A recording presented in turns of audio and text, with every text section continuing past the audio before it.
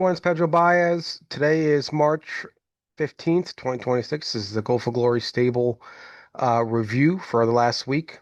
And as usual, please like and subscribe if you like these updates. And we have other videos on our page if you want to see what's going on with the horses. And all right, let's get started. Just for overall um, barn news for this week is Trot Talk with Paul. We still want to schedule that at some point in March, hoping, it'll probably be during the week. So just stay tuned for that. Meaning, you know, during the week, like in the evening. I think we did that last time where we had it like on a Tuesday night or something like that. So it'll probably be something similar. So stay tuned. Auction, we still got to schedule, find the right time to do an auction. That will probably be on the weekend. Um, I got to talk to Charlie, but uh, yeah, maybe next weekend is an option to do it. It's a little bit of a work on our side, but it's not a big deal. Um, we just got to find the right time to get that done. So that's those are two things that's still hanging out there. Um, the taxes, the people who are still waiting for the K1s, that's still in process. I think I sent you an update recently, so stay tuned, or you can reach out to me if you have questions on it. But that's a little bit of a process and still going on. Um, Trying to think anything else in from a high level perspective. Just stakes payments. So I think I mentioned that in the last week.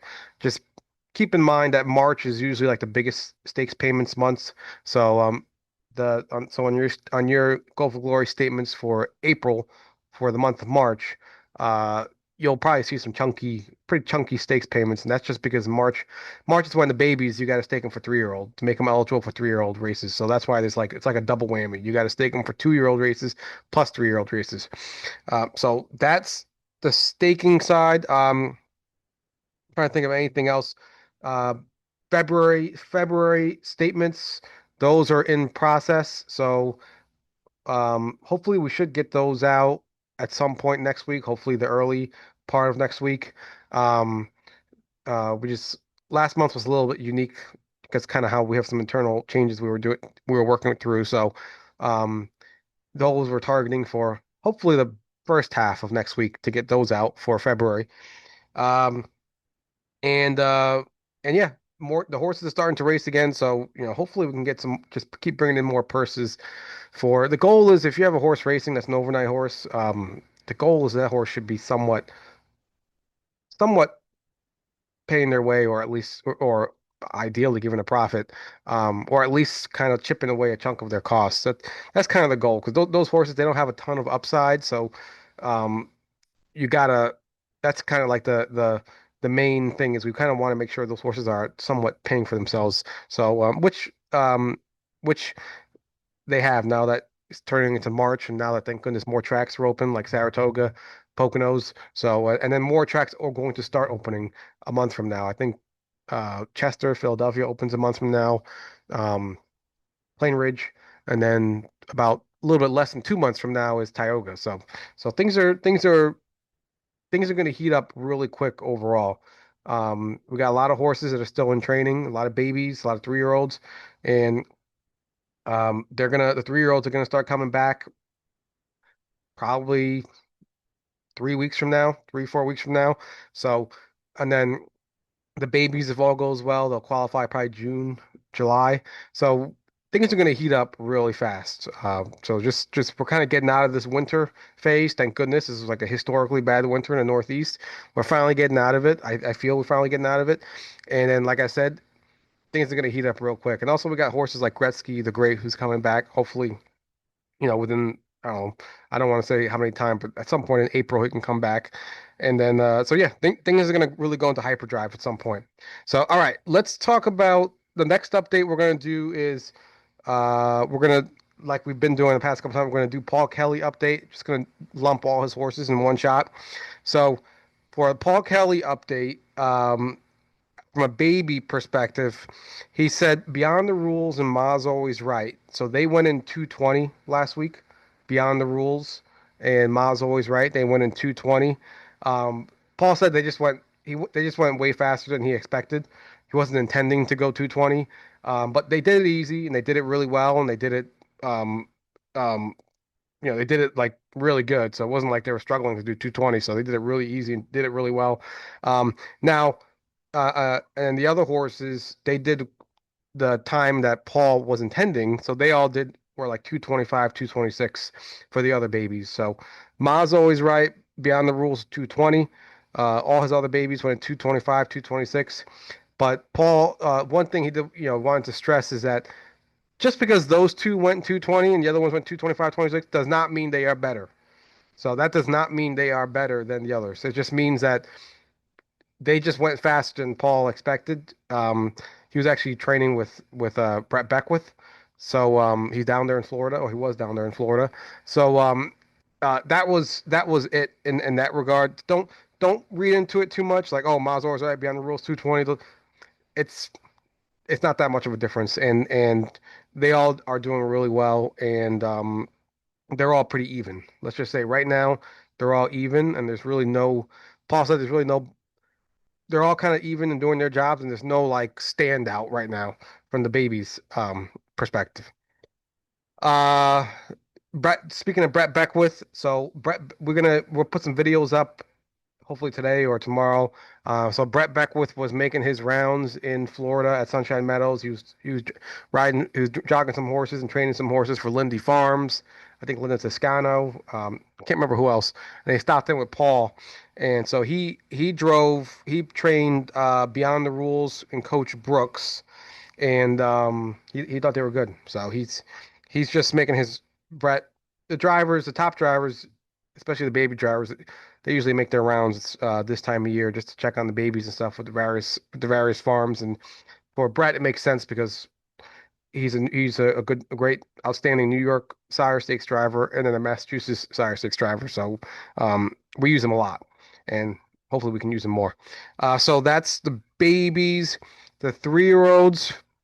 Uh, so all the 3-year-olds, Geologic, Adios, Marlindi, second chapter, they all went in 207.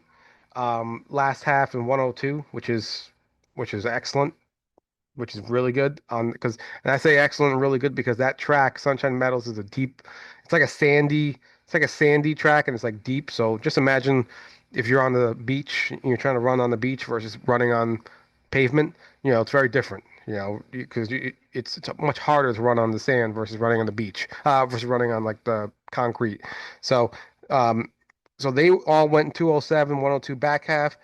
The only thing that Paul wanted to point out was he's Adios was nothing to note with Adios. She did her thing. Second chapter, he wasn't as kind of squared up in the back end as Paul would have liked. So he was kind of like a little bit leaning over on the left hand side a little bit. So Paul had the vet look at him, and they basically they the vet found that his hock was a little pulsating a little bit. So we just got that injected with cortisone. It's high quality. It's like a high quality cortisone that most vets don't want to use because it's actually it kind of stays in their system for a while and he's not allowed for race day and stuff like that. But he's not racing anytime soon. So it's fine. And so he had that, and we're just gonna see how he responds to it. And next week he'll go back, go back and train. But that was the only thing to note as far as the 3-year-olds are concerned. But second chapter's doing fine. Geologic, Adios, they're all doing fine. It's just routine. This is typical for horses training back and for babies and stuff, where the trainers just got to make some tweaks here and there when they see something that needs to be adjusted. Um, the last thing to note, well, not the last thing, the other thing to note, Geologic, he is still being targeted for that Oak Grove Trotting Derby, which is probably on May 3rd or May 4th in Kentucky, and so Paul would probably qualify Geologic, so just how the calendar would work. He'd probably qualify him in Sunshine Meadows.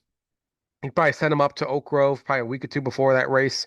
Probably qualify, probably 2 weeks before the race. Probably try to qualify at Oak Grove just so he can get his feel around the track, and um, and then do that race. It's a $25,000 elimination and then a $500,000 final, and it's just so early. We were just chatting about it. It's so early that it usually the top horses like Hambletonian targeted horses or Breeders' Crown usually they don't want to start early Like they don't want to be racing by early May. Usually those top horses, they're qualifying like early May. They're not racing early May. They're qualifying early May because the trainers want them to peak in August. They want them to peak in August, September, October. They don't want them peaking too soon. So so we're hoping that we can dodge, even though a lot of the really good horses are eligible for that race. We're just gonna hope that we can dodge a lot of them. We're gonna hope that most of them are just targeting the big races in August and they're not qualifying until May. And it's a little bit of a gamesmanship. Trying to trying to hit them where they ain't. So that's kind of what's going on right now. But and Adios, she still might go in there into the Philly version of that stakes. It's just she is staked. It doesn't cost that much to stake her, but Paul wants to just see he'll see how she does in April by the time the next payments are due, and he'll have an idea like is she ready for that? So but Geologic definitely Adios, um, it's possible. So and last but not least, the harness racing update where we talk about the videos of twos and two training that Paul is going to be interviewed on, and it's going to be on harness racing update website. That is they're going to be coming on Tuesday. So they didn't come last week. They're coming. They moved it back a week, so they're coming on Tuesday. So, all right, that is the Paul Kelley update for his horses. And all right, we're going to jump into the rest of the barn, which is Harmon horses, and we'll do those just real quick one by one. All right, so Beaueastel, Beaueastel, he qualified Wednesday at Poconos with Rob driving, and he just, as you saw, we actually posted a video of it. He just literally went around the track. He just sat behind a horse, and then it was like a weird race. It was almost like Australian, New Zealand races, where the horse, the second tier start created right off the bat, and then basically Boyce was shuffled all the way back to the end. Rob never left the rail until the end. So the horse is doing fine. Rob wants to qualify him one more time. We're using a catch driver like Tyler Buter or something like that, and try to get him off the gate and kind of get near the front. Just get a little more action versus what we did last week, where it was just more of a trip around the track. So that's Bo Eastel. He will be in on Wednesday. Beetlejuice Blue Chip. Beetlejuice Blue Chip. He trained on Friday and he went in 234. So Beetlejuice Blue Chip, he trained on Friday and he went in 234, which is it's pretty impressive. I didn't think he was um gonna go that quickly. But Rob, he's this is what Rob's been saying all along. He's like these horses are fit, they're in shape, they're getting a lot of work in, in the mud, in this freezing cold and all this that we've been dealing with. So he's been saying it from the get go, like it's not gonna be difficult to drop time with him. So yeah, he did 234, which is I think last thing he did was um like the 240s. So that was a really nice improvement. And Rob said he did it really good. And Mike Merton, I think he said he did it really good. He was really good. So Beetlejuice, he was in 234 this past week on Friday, really good. Enola, we could do the Enola. I'll just do the Enola race real quick. Um, she raced on Friday and at Yonkers. Let's see here. With the six post, and she just been drawing some. We gotta get some easier inside posts at some point. It's really ridiculous how many outside posts she's been getting. So she's the six horse, 21-1 before the gates opened. I think she eventually finishes at like 23-1. So she was big odds in this race. And the way it worked out was she had like four horses on the inside of her that were like really good. So there she is over here on the six horse. And Jim Marone Jr. He thought about leaving, but he decided to take back and come off the pace. It's always tough to leave from the sixth post because you just last thing you want to do is get strung out. So it looks like this whole race went in just post position order, and she was hanging out there in the sixth post. Then that three broke. That three was actually the race favorite. So that's like right away it was like, wow, that's beautiful. Like that's like best case scenario right there. So now we're sitting fifth, which is amazing. And but this is where things get a little weird. Like that four, he was the second favorite at 2-1, and that four wasn't even on the helmet. Like that part is the one that threw me off. Was like, how was he? Like, I wonder if I mean I like Austin Siegelman. We use him a lot. He's a really good driver for us. But a part of me just wonders like do you get trouble for that? You're gapping 3 or 4. I mean that's got to be 6 lengths. That's got to be 10 lengths he's gapping right now. I don't even know. And but then the worst part about it is that Pat LaChance goes ahead to go around him, but then the four he's gapping this whole time, and all of a sudden now he starts speeding up. Where he's closing the gap. So this is why I'm like, I don't understand what was going on right there, why he was gapping by 10 lengths, and then all of a sudden we go around him, and all of a sudden he starts catching up. That part, I don't understand what that was. But we had to obviously negotiate that. So we're behind the 5 horse. We're just doing a second over, and second over is actually a really good trip at Yonkers. You usually want to be on the lead or second over or first over. And then that five, we had to go 3 wide around that five. That horse just was not gaining quick enough. And then once we tipped out right here, you could see Enola. She was flying. She was flying. She had so much more in the tank.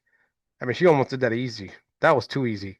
And she almost got second. She got third, almost second. And that was an excellent race. Excellent race. So she is in the box on Monday, tomorrow again, Monday for Friday. She fits that same class again. So let's just hope we draw inside a little bit. Um, for whom the bell tolls, from the bell tolls, she went in. She's just training right now. She's still targeted for about some point in early April uh, qualifier. She's trained in 217. We put a video up of her training with Invictus, and so she's just like a tall, slender, powerful looking. I don't want to say slender, more of like a tall, powerful looking Huntsville. So we're looking forward to racing her. She'll qualify, assuming all goes well. Hopefully, the beginning of April at some point. Um, so that's Form the Bell Tolls. Gretzky the Great, he is just training right now, and he has been in 235. So it's almost like a year. It's almost like For Whom the Bell Tolls, or where he's just training down. So he's been in 235, which is good. Um, we just want him. He's on a comeback trail from that injury, so we just want him to keep. You want the horses to train while they're recovering from the injury because you want blood flow into that, the area of his leg that got hurt. You want to increase the blood flow as much as you can so you can get that thing fully healed and um so he's been doing well. So he's still targeted for April return. Invictus, Invictus is he's going to qualify on Wednesday at Poconos, second qualifier. He qualified with with Rob on Wednesday last week, and he was in a race with Howland in the Hills, who's I don't know if you guys, it's a monster Huntsville. That he in his qualifier he did I think a 54 and change back half. It's just ridiculous. It was like 53, 54. It's ridiculous to do that in a qualifier. But that's the kind of horse Howland in the Hills is. And we drew that qualifier, and so we just followed around the track. We actually closed well. I think we closed in like 57. Um, but Rob had him with an open bridle, so meaning he can see everywhere. And so he wants to close him up, put a closed bridle on him, and qualify him again, and also using a cast driver and kind of put him a little bit more into it, just to kind of um, get him a good mile in him before we race him. So that's Invictus. He'll qualify again on Wednesday. Uh, just Rose's luck. Just Rose's luck. She raced on Monday, I want to say. I think she raced on Monday. The days are getting. She raced on Monday at Monticello,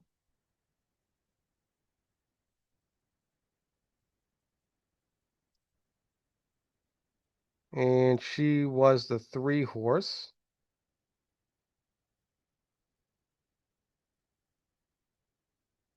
She's the 3 horse right here. And the good thing about Monticello is it's so there she is jumping right to the lead right there. You know, The two didn't make it easy on her, which is to be expected. And I think she ended up here. I think she ended up doing like a 27 and 3 first quarter. It would have been nice if we could have done like more like a 28 or 28 and 1, but it is what it is. She is a little high strung in that regard that when she jumps to the lead, she's flying. So 27 and 3, that's a lot. That's a big first quarter. I think that was by far the fastest first quarter at Monticello that day. So she got used really hard um, to get to the front like that. And then she still here is when you kind of know she's good, and not kind of like sick or something because you always want to see her do like even like a 29 and change second quarter. So here she did a 29 and 2 second quarter. So that told me that she's doing fine. That's what she normally does. Yeah, she's a good horse. She's not a great horse. She's not an open filly pacer, things like that. She's a good horse. She shows up every single time. She gives it his all. Her all. We actually want all our horses to be like her in that regard, like that mentality. But she's a solid horse, and she shows up. She just once you pedal hard, shows up. So she did another 29 and 3 third quarter, and this is what that six horse.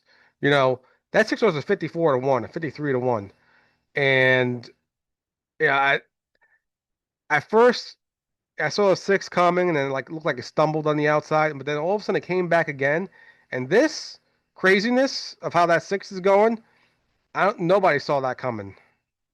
Nobody saw that coming. That's why that horse was 53 to 1 or 54 to 1, whatever it was. So, um, I don't fault Rosa for losing that race because that six was possessed. And I don't know how that six dropped literally 4 seconds from the week before. So, and it wasn't like it was crazy cold or anything the week before. So how do you drop 4 seconds? Story for another day. I don't want to speculate, but um, that horse did. The horse woke up. Now that horse does have back class. That's six horse, so I don't want to. I also don't want to be too negative on that horse because it does have back class. I think it went like 50, has like a 51 and something mark at Scioto Downs like 2 years ago, and I think it made like 40 something thousand last year. So it's not a bad horse. It's just more of like, wow, now that's the race that horse decides to wake up. When we got Rosa in there as 1 to 5. So that's the part that kind of was annoying. But Rosa was good. She was really good. She did. That's what she normally does. If she's on the lead, that's what she does. She just tries to like go as fast as she can, and then hopefully she holds on at the end. She's been doing that her entire life. She did it with us. She did it with Travis Alexander. She did it with Ricky Bucci, with the other owners that had trainers that had her. If she's on the lead, she's going 100% and then praying to hold on at the end. So you'll see that a lot in her lines where you'll see 1-1-1-3, 1-1-1-2, 1-1-1-1-3. Because you'll see her, she gets beat a lot at the end, and that's just how she is. But with that being said, she's been top three in the money 50% of her races. I think she raced 95 times and 96 times in her life. She's been in the money top three 50%. So that just kind of shows you the kind of game horse she is. So she's racing tomorrow at Monticello. Same level, and she is the morning line favorite, 5-2 morning line, and she's got another horse from the same trainer that's right inside her. So we'll see how it goes. That's 3-1 on the morning line, but I'm hoping we can be 1 or 2 in here. I'm hoping we can win, and the goal with her, we just want to keep churning, just want to keep getting good purses, keep getting good checks, and keep getting her competitive, in the right race. So we don't want to be we try not to be a bomb, if we can help it. But all right. So the key is you want to get them in the right race. You want to get them competitive, and the most important thing you want purses. Well, we want purses. So Rosa's back in tomorrow at Monticello, and she's the morning line favorite, and I think she has the 4 post. So that's Rosa. So Memento Mori, he is in to go on Thursday next week at Yonkers Raceway from the 5 post and the 40 claimer with a $50,000 allowance, with the $50,000 tag after the allowance, 4-year-old allowance. So we'll just see how it goes. You know, he we it's more of like uh we kind of want to just see how he goes. We feel that he's a good half mile horse, and then so you know that's why we're gonna race him. We're racing him on the half mile, and we just want to see how he gets around those turns, how he finishes, how he races with that group, and then we'll kind of go from there. So, but we're excited to get him going again. We got Tyler Buter in the bike, and yeah, we just kind of see how the trip unfolds. So he is racing on uh Thursday next week. Yonkers. Rob says he's been doing fine at the barn. Trained him. So everything seems to be good to go. So we'll just he's racing next week. We'll see how that goes. Um, and all right, so that's Memento Mori. Mine Hunter raced, and he was victorious. Mine Hunter.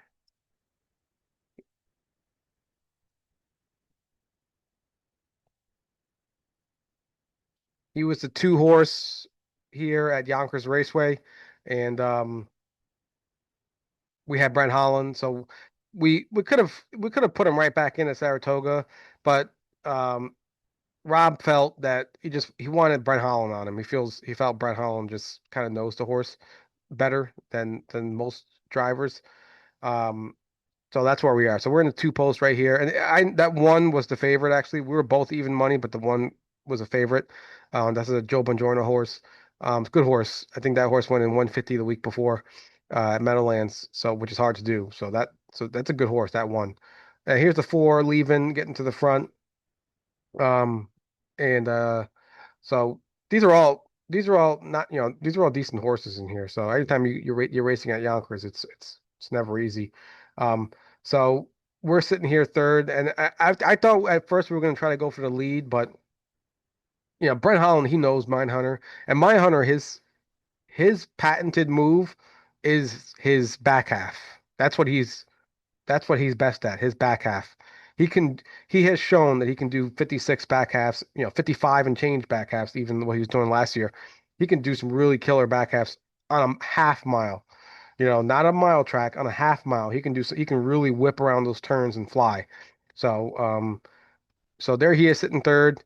Um, we're past the half and he still hasn't made a move. So here I think Brent Holland, he's still not making a move. Now we're getting to the third quarter, and I think the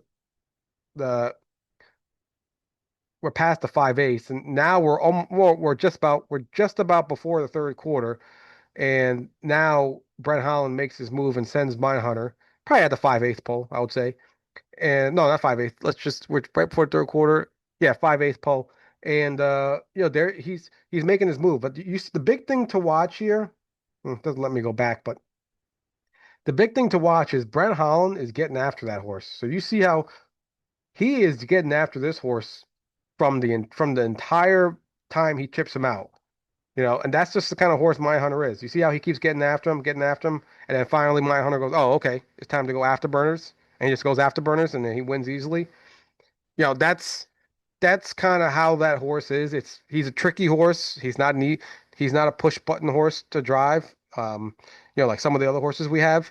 Eh, in that regard, meaning you can't just if a driver were to just tip him out right there at the third quarter pole and just let Mindhunter kind of do his thing. Mindhunter on his own is probably not going to just fly up and catch the horse. You got to ask him. You got to not ask him. You got to urge him and say, "Hey, Mindhunter, it's time to go third gear. It's time to go to that next gear. It's time to get to that next gear."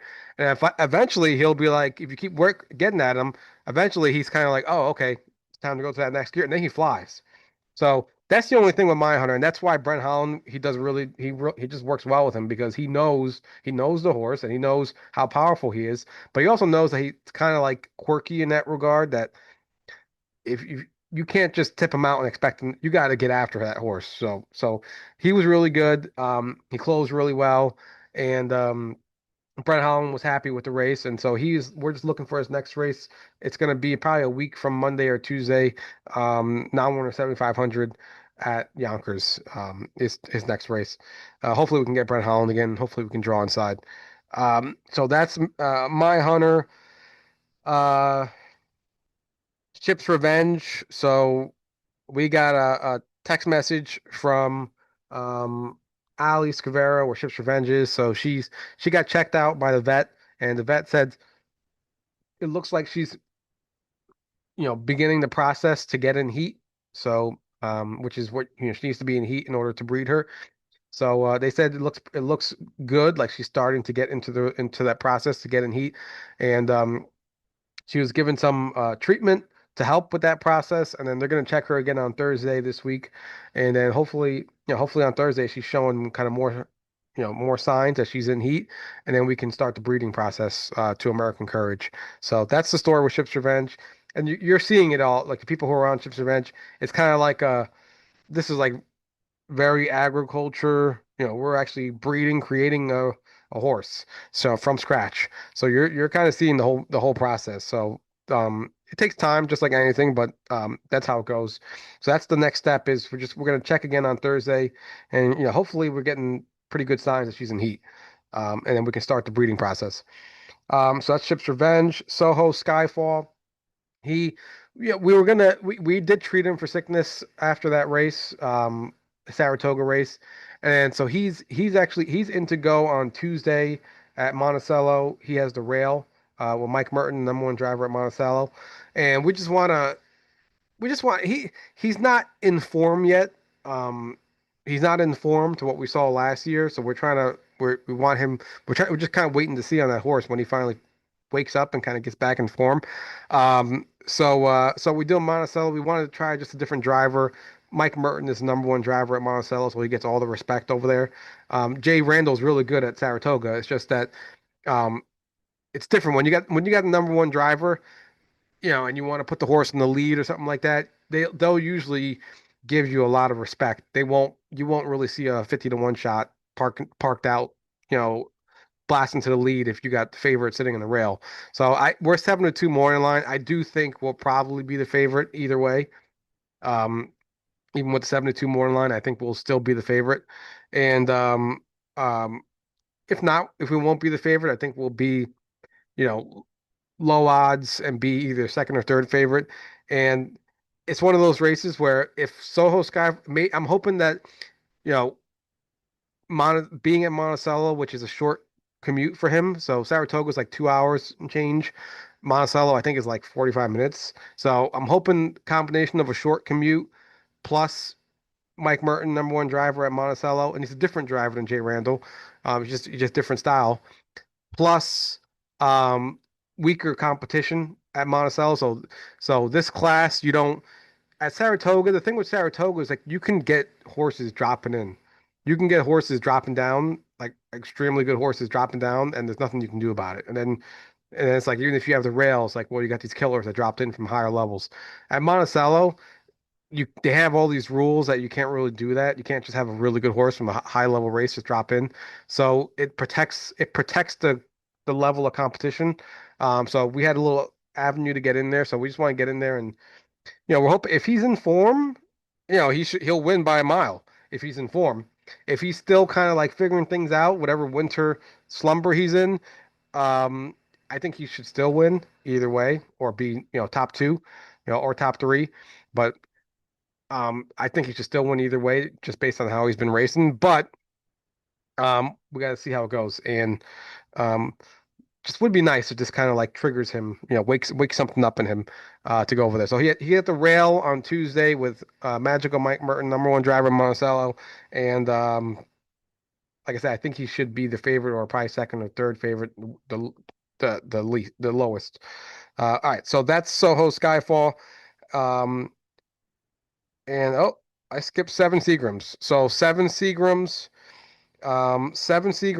and Solar Queen. So this will be the Solar Queen and seven Seagrams. We'll do them together in this piece. Solar Queen and seven Seagrams. They trained yesterday, and they trained in 237. So they also dropped significantly from the 243, 245 ish that they've been in, and they both were really good. So 237, they both were really good, and nothing really to note in that regard. I asked Rob anything notable. He's like no, they're doing their work, they're moving along, they're doing their jobs, and they keep getting they're doing better each week. So all right. With that being said, that is the video for this week. As usual, Charlie and I are available if you have any questions, and good luck with your horses, everyone. All right, take care.